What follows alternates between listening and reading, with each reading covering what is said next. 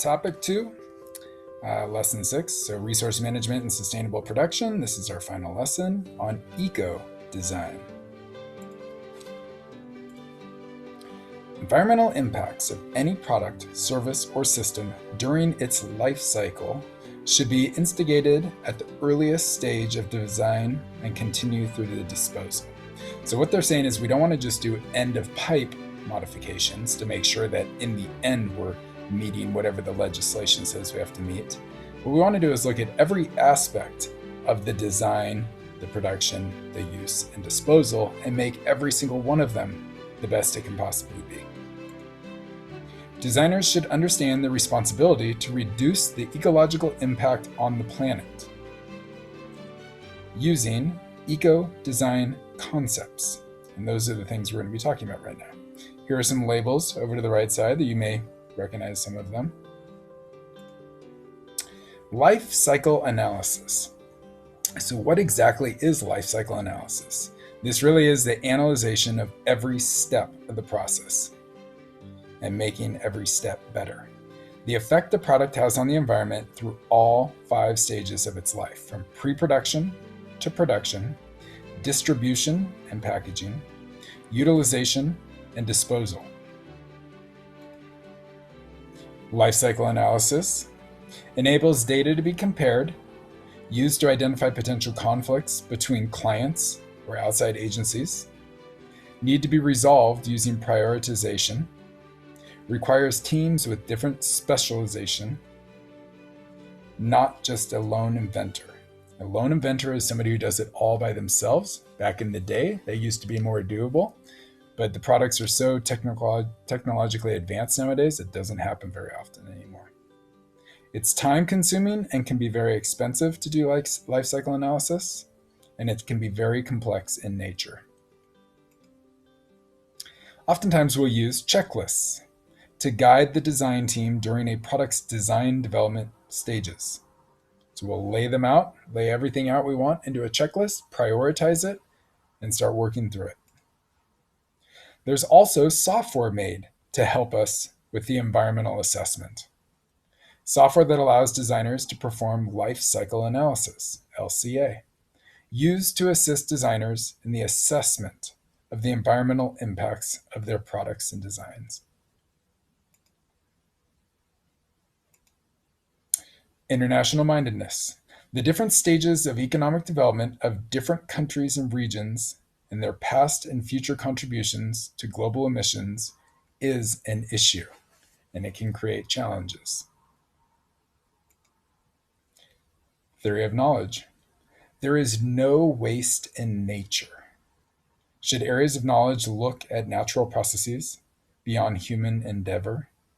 It's an interesting concept that there is no waste in nature. And I think when you think of that, is there anything out in our natural environment that it produces some kind of a product that is not eventually used in some other cycle? And if nature can do it, could we do it with our products? Aim 3. The smartphone is an innovative example of converging technologies that combines multiple technologies into one space-saving device. This has environmental benefits as it reduces the amount of materials used and less energy is used in the production and distribution of this one product. Think of all the different things that your phone can do that you now don't have to go to buy other products. Eco-design. Products which are made to be made again. More comprehensive and complex than green design because it attempts to focus on all 3 broad environmental categories, including materials, energy, and pollution waste. Cradle to grave design. Considers the environmental effects of a product all the way from its manufacture to its disposal. Cradle to grave is how most of our products have been made over the last forever. Okay, we design something, we use it, when we're done with it, we throw it away. Cradle to cradle is the future, a design philosophy that aims to eliminate waste from production, use, and disposal of the product. You design a product to be made again. This is the circular economy that we've talked about. Cradle to Cradle is a holistic approach to design. The target is to develop and design products that are truly suited to be a biological or technical metabolism, thereby preventing the recycling of the products which were never designed to be recycled in the first place.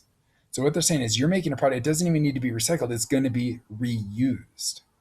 Cradle to Cradle certification is offered to products that measure up to this standard. The little quote on the bottom right from Graham Hill: "We need to do nothing less than redesign the way we live on Earth if our species is to prosper. Cradle to Cradle is the key to this process." Environmental considerations. We need to consider water, soil pollution and degradation, air contamination, noise pollution, energy consumption, consumption of natural resources, and other pollutions. We can use what's called an environmental impact assessment matrix, where we lay out all the different steps of our life cycle of our products and we evaluate them to see what kind of an impact they're having. And we can find our biggest bang for our buck. Where do we want to modify this product to make it better? Life cycle analysis identifies conflicts that have to be resolved through prioritization. It is not widely used in practice because it's difficult and it's costly and time consuming. It is targeted at products with high environmental impacts in the global marketplace. Washing machines and refrigerators were selected as examples because they use toxic materials, or can, and if we can make them less toxic, that would be a big impact.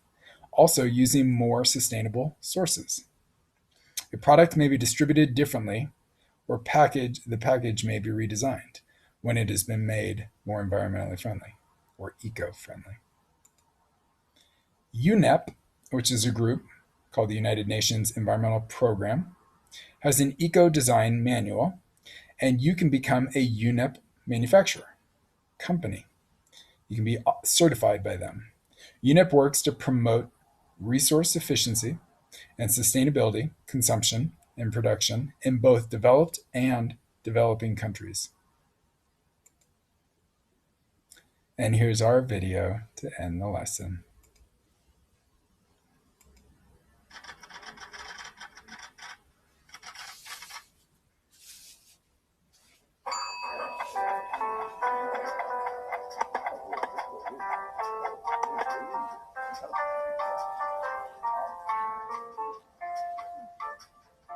Just relax, Mr.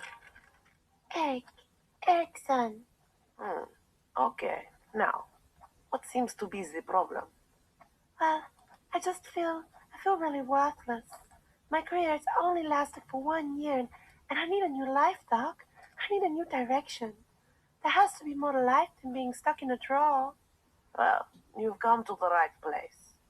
We will dial up your past lives, and then we can see what you're made of, and what new life would be best for you. Now, may I... Past life regression operator, directing your call now.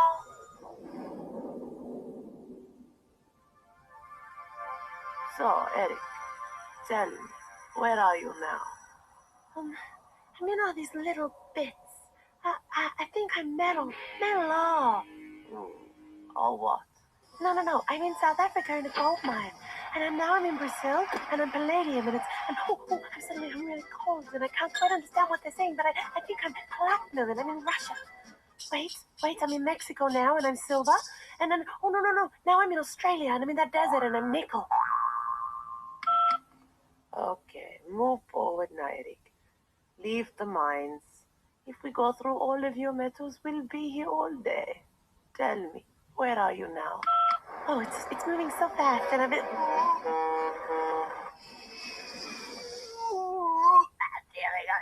bit sick.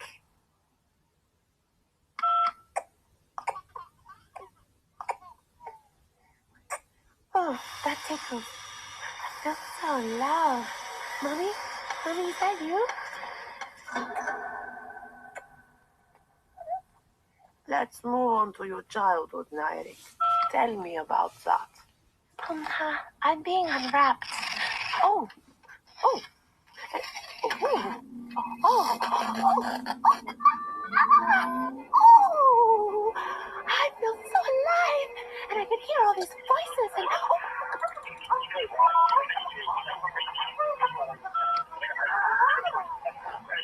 So, you got addicted to use. Then what happened to you, Eric? it's my first birthday, and while things aren't going so well, I keep losing my charge, and, well, my memory's just not up to scratch. And then, that's when she came along. She was so shiny, so new. She had a camera, so he threw me in the drawer. Okay, Erickson, I will dial you out now. Just relax. There is hope for you yet. Now, Eric, it would have been much easier if your parents had thought about your end-of-life options when they created you. But some parents, they are very irresponsible. So, this could have been avoided, Doc? Well, you could have been designed better. Like designed for disassembly. Or to last longer or be upgraded. But you are lucky that you came here. Usually, only 1% in 1 billion phones created ever get a new life. Most of them in drawers or they end up in a hole in the ground. Sometimes they get shredded into tiny pieces to try and recover all the valuable pieces. Oh, that's horrible. But you are very lucky, Eric. I have friends in high places. They can fix you a new life because the regression it showed you had very valuable pieces inside of you. The gold, palladium, and silver, these are rare resources. Now some smart companies, they see the value in recovering these valuable pieces and reusing them. So I will write you a referral. You will go to a special facility. There you will be disassembled and transformed into many new products, Eric. Oh, why, thank you, Doctor. Thank you. Boy, am I a lucky phone.